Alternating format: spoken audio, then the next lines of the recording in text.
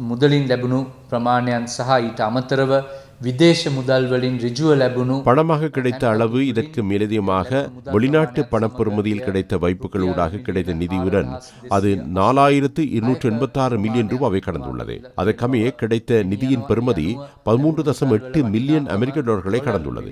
வெளிநாட்டு பணப்பெறுமதியில் மட்டும் 6 மில்லியன் அமெரிக்க டாலர்களை கடந்துள்ளது.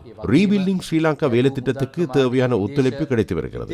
உள்நாட்டில் உள்ள வர்த்தகர்கள், மக்கள், நிறுவனங்கள், வெளிநாட்டில் உள்ள இளைஞர்கள், நிறுவனங்கள் மற்றும் ராஜதந்திர மட்டத்தில் அதிக அளவான நிதி உதவிகள் வந்த வண்ணம் உள்ளன. பொருளாதாரம் சேவையாகவும் வழங்கப்பட்ட விடயத்துக்கு மேலதிகமாக பணமாக வழங்கப்பட்ட தொகையே இதுவாகும். எதிர்காலத்தில் நாம் பொருளாக இலங்கை சுங்கத்தின் ஊடாக இலங்கைக்கு கிடைத்த பொருட்கள் தொடர்பான தகவல்களை வழங்க எதிர்பார்க்கின்றோம். அதற்கமைய இதுவரை 4.2 பில்லியனையும் கடந்த உதவிகள் இலங்கைக்கு கிடைத்துள்ளன. அனர்த்தத்தினால் பாதிக்கப்பட்ட மக்களுக்கு நிவாரணம் அளிக்கவும் உட்கட்டமைப்பு வசதிகளை மேம்படுத்தவும் இந்த நாட்டை இருந்ததை விட சிறந்த மட்டத்துக்கு கொண்டு செல்லும் வேலை திட்டத்துக்கு இது பயன்படுத்தப்படும். ලැබුණු ප්‍රධානයන්ට ප්‍රතිපාදනයන්ට අමතරවයි මේ ප්‍රමාණය තියෙන්නේ.